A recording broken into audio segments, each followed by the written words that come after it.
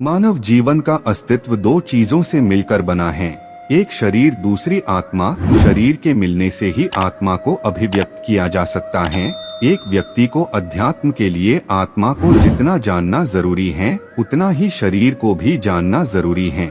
ईश्वर एक है किंतु आत्माएं अनेक हैं। यह अजर अमर आत्मा 5 प्रकार के शरीर के माध्यम रहती है। पहला है अन्नमय शरीर, दूसरा है प्राणमय शरीर, तीसरा है मनोमय शरीर, चौथा है विज्ञानमय शरीर, पांचवा है आनंदमय शरीर। इन 5 शरीरों को पंचकोश शरीर भी कहा जाता है।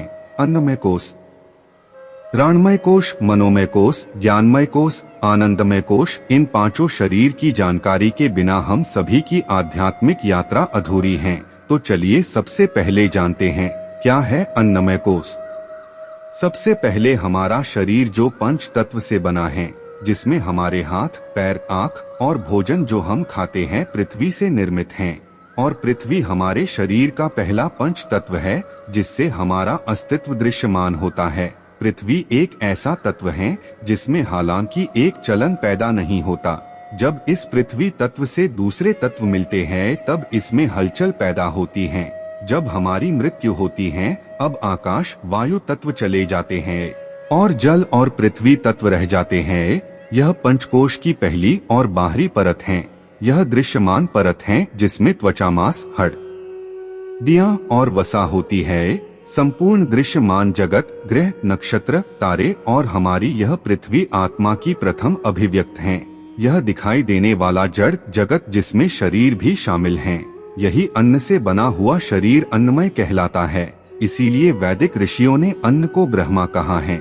यह प्रथम कोश है जिसमें आत्मा स्वयं को अभिव्यक्त करती रहती है। शरीर कहने का मतलब सिर्फ मनुष्य ही नहीं, सभी वृक्ष, लताओं और प्राणियों का शरीर, जो आत्मा इसी को ही सब कुछ मानकर भोग विलास में निरंतर रहती है, वही तमोगुनी कहलाती है। इस शरीर से बढ़कर भी कुछ है, इस जड़ प्रकृति से बढ़कर भी कुछ है। जड़ का अस्तित्व मानव से पहले का है, प्राणियों से पहले का है, वृक्ष और समुद्री लताओं से पहले का है। पहले पंच तत्व जल, पृथ्वी, अग्नि, आकाश, वायु की सत्ता ही विद्यमान थी। इस जड़ को ही शक्ति कहते हैं, अन्नरसमय कहते हैं। यही आत्मा की पूर्ण सुसुप्तता अवस्था है। यह आत्मा की आधोक्ति है। फिर जड़ में प्राण, मन, बुद्धि आदि सुप्त हैं। इस शरीर को पुष्ट और शुद्ध करने के लिए यम, नियम और आसन का प्रावधान है। इस अन्नमय कोश को प्राणमय कोश ने और प्राणमय कोश को मनोमय और मनोमय को विज्ञानमय और विज्ञानमय को आनंदमय ने ढक रखा है। यह व्यक्ति पर निर्भर करता है कि वह क्या शरीर की तल पर ही जी रहा है या कि उससे ऊपर की आवरण में किसी ताल पर जीने का अर्थ है हमारी चेतना व जागरण की स्थिति क्या है। जड़ बुद्धि का मतलब ही यही है। वह इतना बेहोश है उसे अपने होने का होश नहीं, जैसे पत्थर और पशु। दूसरा प्राणमय कोश, जड़ में ही प्राण के सक्रिय होने से अर्थात वायु तत्व के सक्रिय होने से प्राण धीरे धीरे जागृत होने लगता है।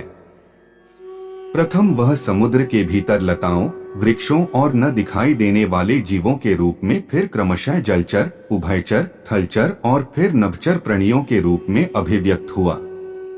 जहाँ भी सांस का आवागमन दृष्टिगोचर होता है, महसूस होता है, वहाँ प्राण सक्रिय है। आत्मा ने स्वयं को स्थूल से ऊपर उठाकर प्राण में अभिव्यक्त किया। जब आत्मा ने स्वयं को स्थूल जड़ में सीमित पाया तब शुरू हुई विकास की प्रक्रिया। इस तरह पृथ्वी में स्थूल का एक भाग जागृत या सक्रिय होकर प्राणिक होने लगा। यह प्राण ही है जिसके अवतरण से जड़ जगत में हलचल हुई और द्रुत गति से आकार प्रकार का युग प्रारंभ हुआ। प्रकृति भिन्न भिन्न रूप धारण करती गई। प्राण को ही जीवन कहते हैं। प्राण के निकल जाने पर प्राणी मृत अर्थात जड़ माना जाता है। यह प्राणिक शक्ति ही संपूर्ण ब्रह्मांड की आयु और वायु है, अर्थात प्राणवायु ही आयु है, स्वास्थ्य है। पत्थर, पौधे, पशु और मानव के प्राण में जागृति और सक्रियता का अंतर है। देव, मनुष्य, पशु आदि सभी प्राण के कारण चेष्टावान है। मानव में मन ज्यादा सक्रिय है किंतु जलचर, उभयचर, नभचर और पशुओं में प्राण ज्यादा सक्रिय है। इसीलिए पशुओं को प्राणी भी कहा जाता है। ऐसा तैत्तिरीय उपनिषद के ऋषि कहते हैं। उपनिषद वेद का हिस्सा है। ईर्ष्या, द्वेष, संघर्ष, वासना, आवेग, क्रोध और इच्छा यह प्राण के स्वाभाविक गुण है। जो मानव इन गुणों से परिपूर्ण है वह प्राणी के अतिरिक्त कुछ नहीं। प्राण को पुष्ट और शुद्ध करने के लिए प्राणायाम का प्रावधान है। मनोमय कोश यह मनुष्य प्रकृति की अब तक की शुद्धतम कृति माना गया है। यह प्रकृति के सभी आकारों में अब तक का शुद्ध व ऐसा सुविधाजन आकार है जहां आत्मा रहकर अपने को अन्यों से अधिक स्वतंत्र महसूस करती है। दूसरी ओर यह एक ऐसा आकार है जहां मन का अवतरण आसान है। उक्त आकार में अन्य प्राणियों की अपेक्षा मन के अधिक जागृत होने से ही मनुष्य को मनुष्य या मानव कहा गया है। यही मनोमय कोश है। जगत के मनोमय कोश में मानव ही में मन सर्वाधिक प्रकट है और अन्यों में मन सुप्त है। मन भी कई तरह के होते हैं, यह विस्तार की बातें हैं। आत्मा ने जड़ से प्राण और प्राण से मन में गति की है। सृष्टि के विकास में मन एक महत्वपूर्ण घटना थी। मन के गुण भाव और विचारों के प्रत्यक्षों से है।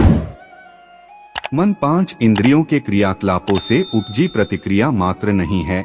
इस तरह के मन को सिर्फ ऐन्द्रिक मन ही कहा जाता है जो प्राणों के अधीन है।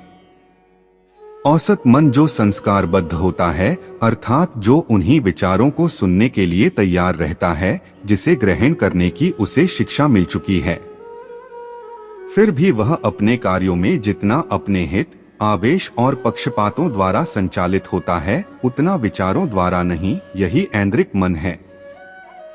99% लोग ऐन्द्रिक मन में ही जीते हैं। जो भी मन किसी भी प्रकार के ऐन्द्रिक ज्ञान से उपजे विचारों के प्रति आग्रही हैं, वह ऐन्द्रिक मन है। ऐन्द्रिक मन में स्थित आत्मा भी जड़ बुद्धि ही मानी गई है।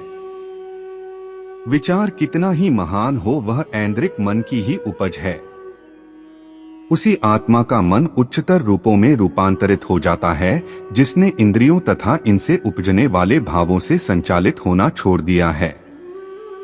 समूह की मानसिकता में जिन मन की प्राथमिक अवस्थाओं का लक्षण है और जो इससे ऊपर उठता है, वह उच्चतर मन के अवतरण के लिए यथायोग्य भूमि तैयार करता है। विज्ञानमय कोश, सत्य ज्ञानमय या विज्ञानमय कोश। सत्य ज्ञानमय कोश अर्थात जिसे सांसारिक सत्य का ज्ञान होने लगे और जो मायाभ्रम का जाल काटकर साक्षित्व में स्थित होने लगे, या जो जागृत, स्वप्न और सुषुप्ति के स्तर से मुक्ति पाकर निर्विचार की दशा में होने लगे, उसे ही सत्य ज्ञान पर चलने वाला कहते हैं। दूसरा, इस कोश को विज्ञानमय कोश भी कहते हैं। विज्ञान का अर्थ साइंस से न ले। विज्ञान का अर्थ विशेष ज्ञान या विशेष बोध। सत्य ज्ञानमय कोश बोधपूर्वक जीने से मिलता है। मनोमय कोश से मुक्त होकर विज्ञानमय अर्थात सत्य ज्ञानमय कोश में स्थित आत्मा को ही हम सिद्ध या संबुद्ध कहते हैं। इस कोश में स्थित आत्माएं मन से मुक्त हो चुकी होती है। इस कोश के भी कुछ स्तर माने गए हैं जिस तरह की मनोमय के हैं। जब मनुष्य को अपने अज्ञान में पड़े रहने का ज्ञान होता है, तब शुरू होता है मन पर नियंत्रण। मन को नियंत्रित कर उसे बुद्धि, संकल्प में स्थित करने वाला ही विवेकी कहलाता है। विवेकी में तर्क और विचार की सुस्पष्टता होती है। विवेकी को ही विज्ञानमय कोश का प्रथम स्तर माना जाता है, किंतु जो बुद्धि का भी अतिक्रमण कर जाता है उसे अंतर्दृष्टि संपन्न मनस कहते हैं, अर्थात जिसका साक्षित्व गहराने लगा। इसे ही ज्ञानीजन संबोधि का लक्षण कहते हैं, जो विचार से परे निर्विचार में स्थित है। ऐसे अंतर्दृष्टि संपन्न आत्मा विज्ञानमय कोश के प्रथम स्तर में स्थित होकर सूक्ष्मातीत दृष्टि वाला होता है। जब अंतर्दृष्टि की पूर्णता आ जाती है तो मोक्ष के द्वार खुलने लगते हैं। इस सत्य ज्ञानमय या विज्ञानमय कोश को पुष्ट शुद्ध करने के लिए ध्यान का प्रावधान है। ध्यान तो प्राण और मन को साधने का उपाय भी है। आनंदमय कोश ईश्वर और जगत के मध्य की कड़ी है। आनंदमय कोश एक तरफ जड़ प्राण मन और बुद्धि विज्ञानमय कोश है तो दूसरी ओर ईश्वर है और इन दोनों के बीच खड़ा है। आनंदमय कोश में स्थित आत्मा है।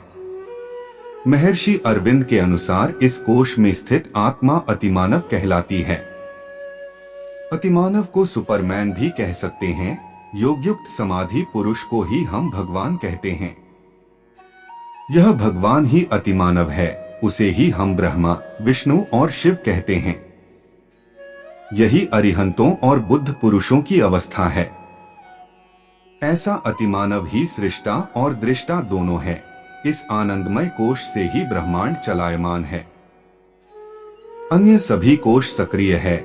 मानव और ईश्वर के मध्य खड़ा है। अतिमानव मनुष्यों में शक्ति है भगवान बनने की, दुर्लभ है वह मनुष्य जो भगवत पद प्राप्त कर लेता है। इसे ही विष्णु पद भी कहा गया है। भगवान सर्वशक्तिमान अंतर्यामी और सबका रक्षक है। उसमें ज्ञाता ज्ञान ज्ञेय का कोई अंतर नहीं। वह स्वयं के चरम आनंद के सर्वोच्च शिखर पर स्थित होता है। ऐसा ब्रह्मा स्वरूप पुरुष जब देह छोड़ देता है तब ब्रह्मलीन होकर पंचकोश से मुक्त हो जाता है, अर्थात वह स्वयं ब्रह्ममय हो जाता है। ऐसे पुरुष का लक्षण है समाधि। समाधि या मोक्ष के भी भेद है। अंतः जड़ या अन्नरसमय कोश दृष्टिगोचर होता है, अर्थात दिखाई देता है। फिर प्राण और मन का हम अनुभव ही कर सकते हैं, किंतु जागृत मनुष्य को ही विज्ञानमय कोश समझ में आता है। जो विज्ञानमय कोश को समझ लेता है वही उसके स्तर को भी समझता है। अभ्यास और जागृति द्वारा ही उच्च स्तर में गति होती है। अकर्मण्यता से नीचे के स्तर में चेतना गिरती जाती है। इस प्रकृति में ही उक्त पंचकोशों में आत्मा विचरण करती है, किंतु जो आत्मा इन पांचों कोश से मुक्त हो जाती है ऐसी मुक्तात्मा को ही ब्रह्मलीन कहा जाता है। यही मोक्ष की अवस्था है। इस तरह वेदों में जीवात्मा के 5 शरीर बताए गए हैं, जड़ प्राण मन विज्ञान और आनंद। इस 5 शरीर या कोश के अलग अलग ग्रंथों में अलग अलग नाम है, जिसे वेद ब्रह्मा कहते हैं। उस ईश्वर की अनुभूति सिर्फ वही आत्मा कर सकती है जो आनंदमय शरीर में स्थित है। देवता दानव पितर और मानव इस हेतु सक्षम नहीं। उस सच्चिदानंद परब्रह्म परमेश्वर को तो भगवान ही जान सकते हैं। भगवान को ईश्वर स्वरूप माना जाता है, ईश्वर नहीं। ईश्वर तो अनंत और व्यापक है। आज की प्रस्तुति आपको कैसी लगी हमें कमेंट सेक्शन में जरूर बताना और चैनल को लाइक सब्सक्राइब जरूर करना।